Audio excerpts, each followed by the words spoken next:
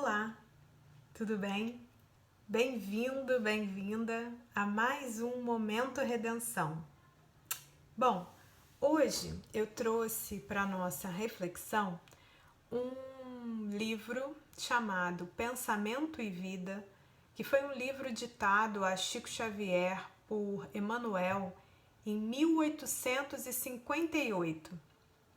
Olha que interessante. No início do livro, Emmanuel dá uma explicação. Ele fala que alguém perguntou para ele se ele não teria um livro utilizado no plano espiritual que fosse capaz de ser adaptado às necessidades da Terra.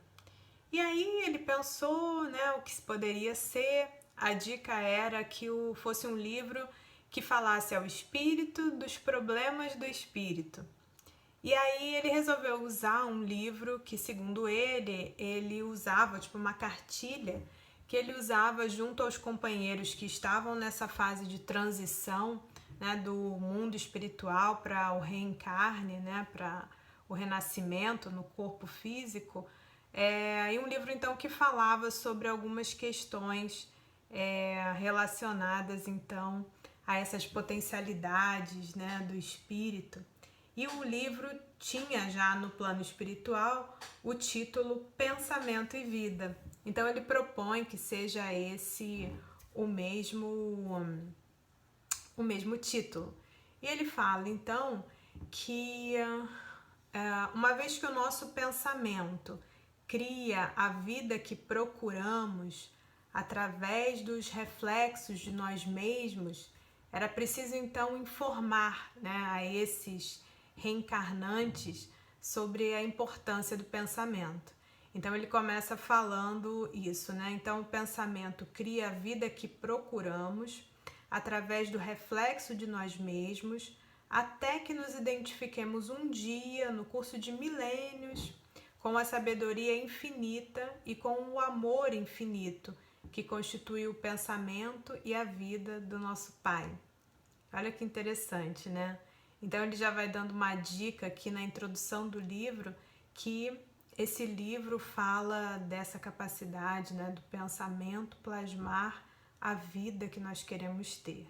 E que no futuro, depois desse processo de amadurecimento, evolução, o nosso pensamento e obviamente, consequentemente a nossa vida estará mais próxima da sabedoria e do amor que constitui então o pensamento e a vida do nosso Pai, E aí, olha que responsabilidade, que tema, quantos temas, desafiadores esse livro traz. O primeiro capítulo do livro tem o título O Espelho da Vida. E aí, Emmanuel já começa o capítulo falando o seguinte: a mente é o espelho da vida em toda parte. Então, a nossa mente é o espelho da vida, reflete a vida, em toda parte. E aí a gente pode começar a pensar, de que forma a gente olha a vida, Como que é a nossa leitura da vida, das situações que nos acontecem. Nossa, tudo é contra mim, como todo mundo é contra mim, ou que todo mundo está sempre querendo me prejudicar. Ou então, poxa, como que as coisas acontecem de maneira encadeada. Como eu sou grato por todas as coisas que acontecem todos os dias. Como as pessoas têm essa vontade sempre de colaborar, de me ajudar. A nossa mente, a nossa forma de ler as situações do cotidiano são o espelho da vida, Ele já deu essa dica importante na introdução. Então ele está falando da mente, Continua falando: ergue-se da terra para Deus, sob a égide do Cristo, a feição do diamante bruto, que arrancado ao ventre obscuro do solo, avança com a orientação do lapidário para a magnificência da luz. Então a nossa mente, e a gente volta lá nos nossos ensinamentos mais rudimentares, sobre essas questões relacionadas ao espírito.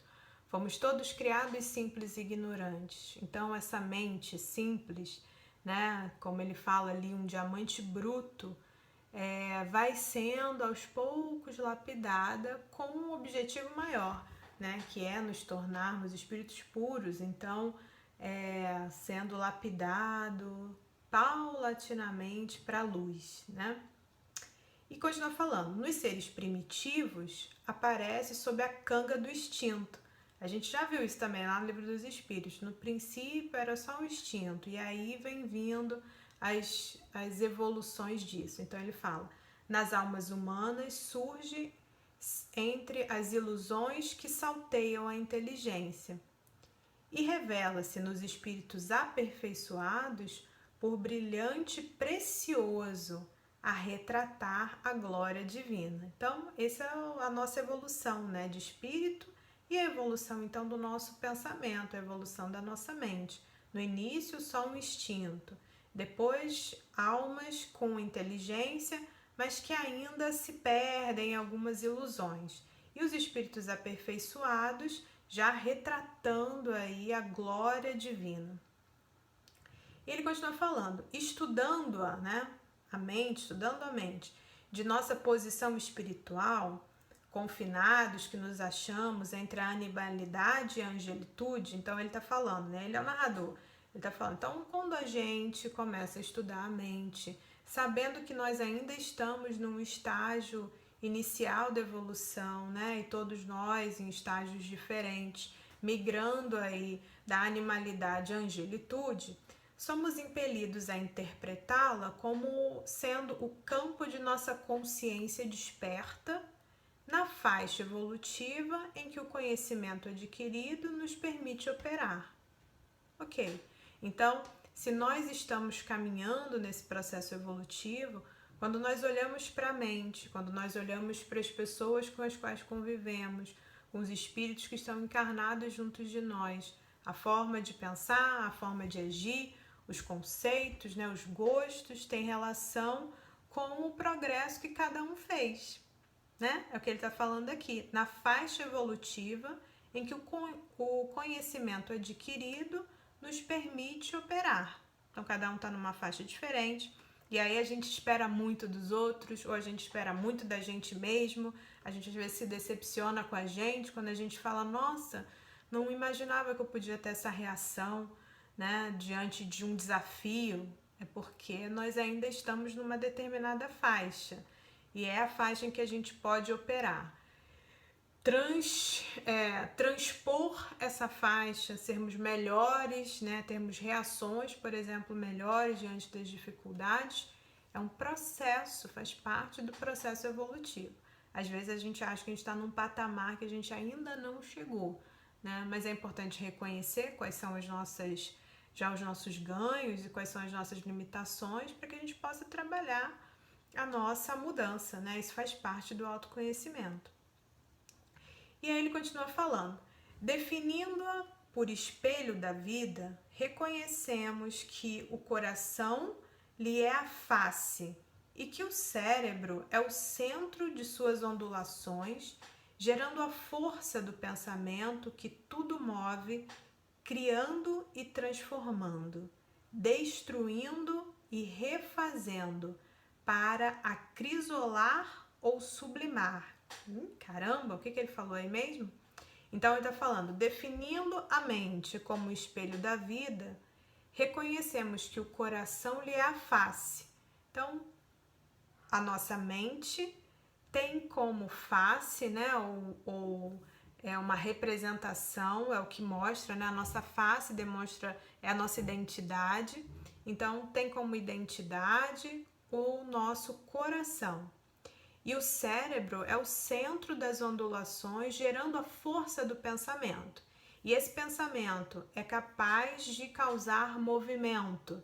E um movimento que pode ser de criação de algo novo, pode ser de transformação de uma determinada situação, pode ser de destruição de uma coisa, pode ser de refazimento, pode ser de aprisionamento, pode ser de sublimação, como ele fala. Em todas as situações, nas variadas situações do cotidiano, a gente pode pensar sobre essa força do pensamento, né? E sobre essas características de que ele está falando ali. O pensamento, então, move a nossa mente e cria, transforma. Então a gente cria desde coisas muito bacanas até coisas muito ruins, né? A gente transforma algo bom em algo ruim, como a gente é capaz de transformar algo ruim numa coisa melhor, né? Dar uma nova leitura, pensar sobre aquilo de uma forma diferente, atribuir um novo valor àquilo. Às vezes a gente é capaz de olhar, por exemplo, para o nosso passado e verificar o quanto que uma dificuldade nos fez crescer, nos tornou melhor, né? Agradecer até, se nós fizermos esse exercício, aquelas pessoas que aparentemente nos fizeram mal, né? Porque aquilo foi capaz de promover mudanças em nós. E ele continua falando, né? Destruindo, refazendo, aprisionando, sublimando. E fala, em todos os domínios do universo, vibra, pois, a influência recíproca. Isso acaba tendo pra gente também um conceito muito familiar, né? Influência recíproca, ou seja, um influenciando o outro. E a gente sabe que essas influências acontecem entre nós, né? As pessoas que convivem, encarnadas, que estão aqui convivendo, conversando, e ocorrem também entre desencarnados e de desencarnado para encarnado. E aí ele fala, tudo se desloca e renova sobre os princípios da interdependência e repercussão. Então, tudo se desloca e renova, então se transforma, né, se renova, toma outros ares, atendendo a princípios de interdependência, um depende do outro, e de repercussão, um age, uma ação tem um efeito específico sobre um outro indivíduo, por exemplo. Então, ele vai falando, o reflexo esboça a emotividade plasma a ideia determina a atitude, e a palavra que comanda as ações. Então, a ideia determina a atitude e a palavra que comanda as ações. Em semelhantes manifestações, alongam-se os fios geradores das causas de que nascem as circunstâncias, válvulas obliterativas ou alavancas libertadoras da existência. Muita coisa, né? Vamos voltar lá, então. Ele está falando, né, desde o início, que a mente é o espelho da vida, que o coração é a face. E aí ele fala, o reflexo, né, esboça a emotividade. Então, essa relação da face, do espelho, da imagem, né, que ele está falando então do reflexo, e da emoção, que a gente faz sempre, né, mais comumente, essa associação do coração, né, com as emoções. E ele fala, a emotividade então plasma a ideia, e a ideia determina uma atitude e as palavras que comandarão as ações. Hoje em dia a gente escuta já muito falar sobre programação neurolinguística, por exemplo. Isso é uma questão científica, né? Os cientistas começaram a estudar qual é o poder da palavra, dos pensamentos sobre a nossa fisiologia, por exemplo. E aí eles hoje já nos fazem refletir sobre como é possível mudar o nosso estado íntimo, a nossa fisiologia, a partir dos pensamentos que nós temos. E, por exemplo, eles têm um livro específico que dá um exemplo do seguinte: se você está esperando alguém chegar, né, seja um parente, um filho, né, sua esposa, seu marido, e a pessoa não chega. Então já é tarde da noite e você está esperando a pessoa chegar. Você pode pensar que ela está se divertindo em algum lugar com alguém, não deu notícia. Você pode pensar que ela está lhe traindo com outra pessoa. Ou você pode pensar que aconteceu algum acidente e que ela talvez esteja machucada. Ou você pode pensar que talvez ela esteja presa no engarrafamento sem bateria mais no celular. Tudo isso, né, desencadeia reflexos e emotividades diferentes.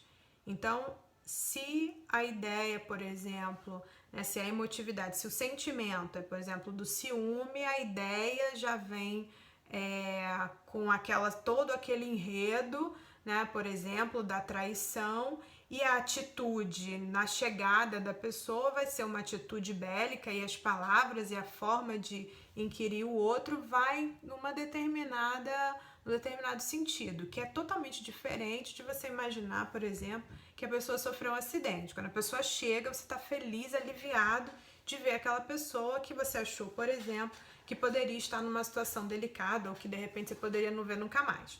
Então, a ideia plasmada muda completamente a atitude e muda a fisiologia, né? Ou você tá com raiva, ou você tá, por exemplo, preocupado e aí se sente aliviado de ver a pessoa. Às vezes, se você criou aquela história na sua cabeça, por exemplo, de ciúme ou traição, a ideia, quando a pessoa chegar, você ainda vai estar com raiva daquilo ali, porque tem toda uma ideia já na sua cabeça que determina, então, algumas atitudes. E aí, Emmanuel continua falando, em semelhantes manifestações, alongam-se os fios geradores das causas de que nascem as circunstâncias. Então, ele fala, a partir do momento que todas essas questões vão sendo criadas, né, uma ideia que determina uma atitude e palavras que depois montam ali uma ação específica, vão se irradiando aí os fios que são as causas de certas circunstâncias. A circunstância específica foi, por exemplo, abraçar o familiar aliviado, porque a pessoa chegou. Ou iniciar uma briga quando a pessoa chega por desconfiança, né? Então, essa é a circunstância. Mas os fios geradores vão sendo criados aos poucos através desses pensamentos, dessas emoções e da nossa própria fisiologia que vai mudando. Nós entendemos muito bem isso porque nós sabemos a força, então, e esse livro fala muito sobre isso, que tem o pensamento para mudar e dar um encaminhamento às nossas emoções, às nossas atitudes e às nossas conexões, né, com o mundo espiritual. Então, ele fala que essas manifestações, então, podem ser válvulas obliterativas, ou seja, fechar, obstruir um fluxo determinado, ou alavancas libertadoras da existência, né? Alavancas que nos impulsionam a sermos melhores, por exemplo. Isso tudo depende do tipo, então, de pensamento, de emoção e de ação que nós estamos escolhendo. E aí ele fala o seguinte, bom, se isso pode ser, então, se esses pensamentos, essas emoções, as ideias, as palavras, ou são situações que nos puxam para baixo, ou são situações que nos impulsionam para mais adiante, para sermos melhores, ele continua falando, ninguém pode ultrapassar de improviso os recursos da própria mente, muito além do círculo de trabalho em que estagia. Então, não dá para fazer uma mudança de atitude drástica, não dá para fazer uma mudança de comportamento instantânea. A gente não consegue ultrapassar de improviso, de repente, os recursos da própria mente para um nível de espírito puro, elevadíssimo, não dá. Contudo, assinalamos todos nós os reflexos uns dos outros dentro da nossa relativa capacidade de assimilação. Então, nós não podemos mudar de uma hora para outra, mas nós podemos sim, e isso acontece de forma sistemática, assimilarmos alguns ensinamentos, algumas questões uns dos outros, como reflexos uns dos outros. Como que isso acontece? Acontece na nossa casa, acontece no nosso trabalho, né? Acontece dentro dos relacionamentos, né? Como que as pessoas, às vezes, num relacionamento amoroso, por exemplo, vão ficando muito parecidas nas suas atitudes, né? Como que muitas vezes um comportamento ou uma emoção mais complicada de uma pessoa contamina um ambiente, né? E aí todas as pessoas daqui a pouco estão mais irritadiças, né? Mais agressivas. Isso acontece porque a gente não muda completamente, né? A gente não deixa de, nós não podemos deixar de ser quem nós somos, mas nós recebemos a influência um dos outros. Isso de encarnado para encarnado a gente vê muito claramente, mas a gente vê também, por exemplo, nos processos obsessivos. Tudo isso está acontecendo de ruim, ou essa forma de falar, ou essa agressividade, ou essas coisas todas negativas por conta do obsessor. Não, porque ele influencia a que você exercite um comportamento que lhe é familiar, um comportamento que lhe é próprio, um desejo, por exemplo, uma tendência que você já tem, né? E aí é a grande questão da sintonia, aí é a grande questão do exercício de transformação, de mudança íntima, porque ninguém, né, nenhuma pessoa com quem a gente conviva, nem um espírito, por exemplo, que possa nos influenciar, é capaz de transferir para nós pensamentos, sentimentos, emoções que não sejam próprios de cada um de nós. Eles podem estar potencializados, mas eles já existiam, né? Então, por isso que para essas questões, principalmente relacionadas, por exemplo, à influência espiritual, o primeiro compromisso é íntimo, né? Com a mudança, com a transformação do comportamento do indivíduo que, em tese, sofre, entre aspas, né, com esse processo, ou que sofre a influência, porque a influência tem relação com tendências, né, com aquilo em que trazemos. Ninguém, então, ultrapassa de improviso os recursos da própria mente, aquilo que traz, né? E continuando, ele fala: ninguém permanece fora do movimento de permuta incessante.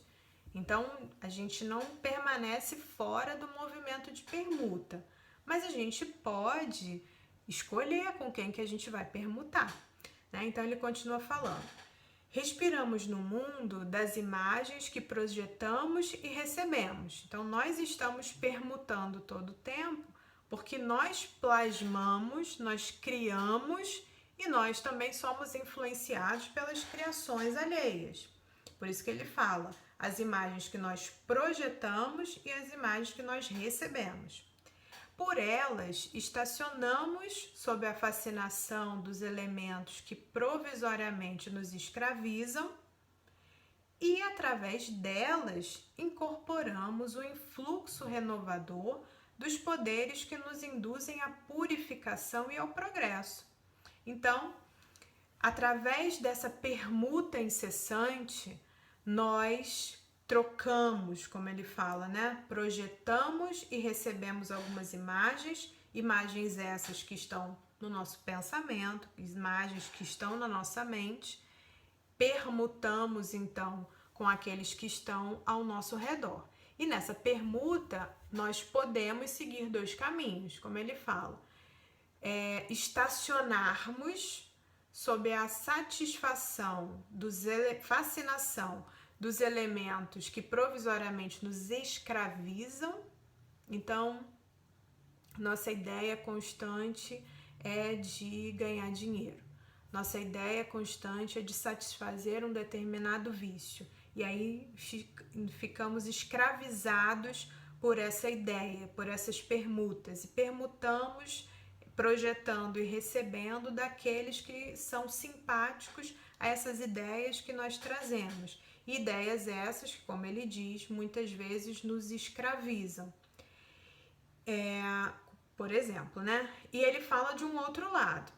E através delas incorporamos o influxo renovador dos poderes que nos induzem à purificação e ao progresso. Então, nesse momento, por exemplo, quando nós estudamos as obras espíritas, quando nós revisitamos os nossos comportamentos cotidianos, quando nós fazemos a sintonia com a espiritualidade maior, quando nós buscamos em oração perceber aquilo que nós podemos ou precisamos melhorar na nossa vida cotidiana, nós escolhemos então incorporar o influxo renovador dos poderes que nos induzem à purificação e ao progresso. Nós nos abrimos à influência dos bons espíritos, nós abrimos os nossos ouvidos para as intuições, entre aspas, né, ouvido para a intuição, mas de estarmos atentos, de estarmos ligados, de estarmos prestando atenção nesse sentido, para tudo que pode nos tornar melhor dentro desse nosso processo de aprimoramento, né, de progresso, de evolução individual. Então, ele fala que nesse movimento então de permuta incessante, nós escolhemos para onde vamos direcionar as nossas antenas, né? E com quem que nós vamos permutar, com aqueles hábitos, ideias, sistemas que nos escravizam ou com aqueles que nos tornam cada vez melhores. Se a ciência já prova que o nosso pensamento determina tantas ações importantes, seja do funcionamento dos nossos hormônios, né, dos nossos batimentos cardíacos, da nossa forma de expressão, do tom da nossa voz, e isso faz tanta diferença nesse processo de comunicação, por exemplo, na nossa permuta de uns com os outros, considerando permutas de encarnado para encarnado, trabalhar conscientemente as nossas sintonias, o nosso pensamento, o que mais nos influencia, se torna extremamente importante, né? E é exatamente sobre isso que o Emmanuel está falando. Lembra que ele está falando de uma cartilha que ele tinha para orientar quem ia reencarnar. Então, olha que conselho importante. Os seus pensamentos, a forma como você lê o mundo, determina as suas trocas, determina as suas ligações. E se o seu objetivo é se tornar melhor, evoluir o mais rápido possível, preste atenção nisso tudo, nessa sua forma de ler o mundo. Quais são os pensamentos que povoam a sua mente, considerando inclusive que eles determinam as suas emoções, que eles determinam as suas atitudes, que eles determinam as suas palavras e que eles determinam a sua sintonia. Kardec pergunta aos espíritos qual é a influência dos espíritos na nossa vida. E eles falam que, de ordinário, eles nos conduzem, porque nós estabelecemos essas sintonias e vamos constantemente fazendo essas permutas. Quem que nós convidamos, né, para a nossa casa e para a nossa vida cotidiana? Essa é a questão. Então,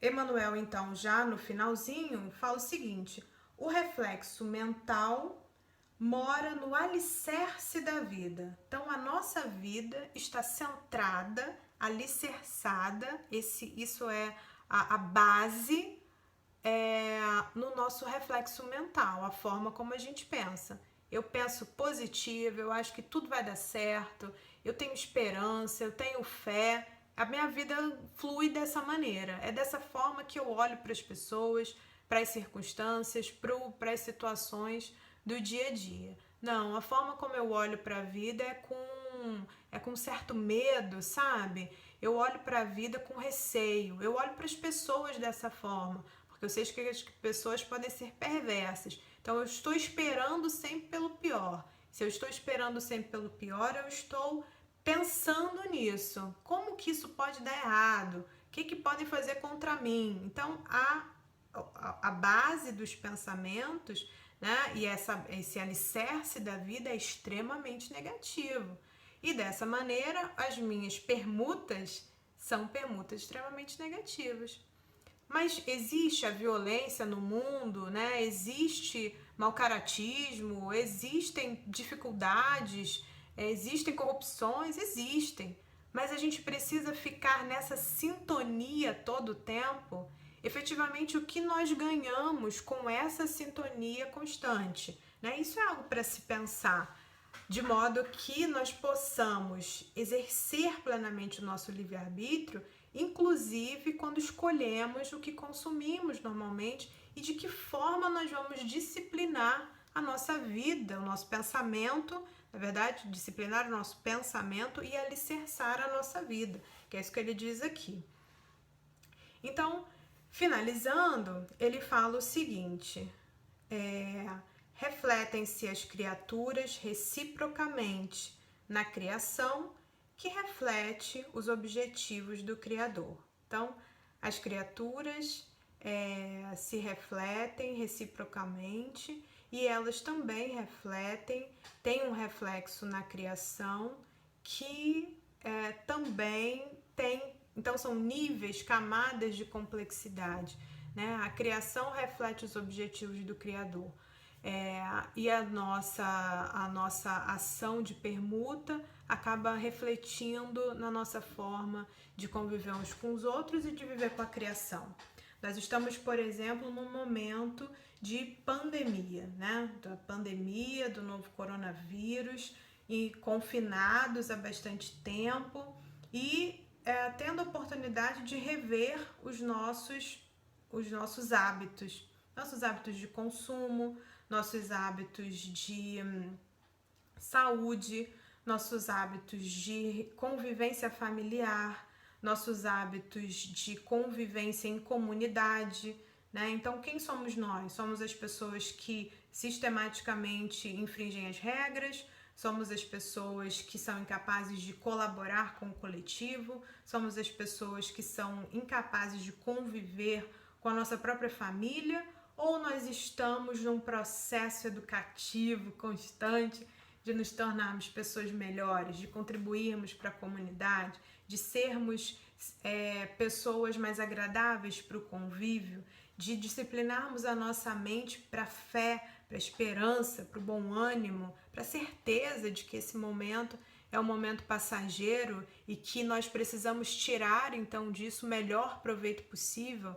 Nós estamos gratos por essa oportunidade de aprendermos coletivamente. Nós estamos esperando o apocalipse, o juízo final, né, que tudo de ruim aconteça, ou nós estamos observando os ganhos desse período, ganhos em termos de saúde pública, ganhos em termos de pensamento comunitário, ganhos em termos de compaixão por aqueles que passam por situações mais complicadas que nós, ganhos em termos de verificar a importância que tem as pessoas que estão ao nosso redor, porque quando privados do convívio, sentimos o quanto isso era rico, né? O quanto essa convivência era rica, o quanto essa amizade era importante. Quem somos nós nesse contexto? O que a nossa mente tem refletido? Como que a nossa mente hoje, o nosso pensamento, como que nós exercitamos o livre-arbítrio, né, e a grandiosidade que trazemos no nosso espírito de conhecimento diante de uma situação que nos chama todos os dias à reflexão e a mais um aprendizado. Bom, a mente é o espelho da vida.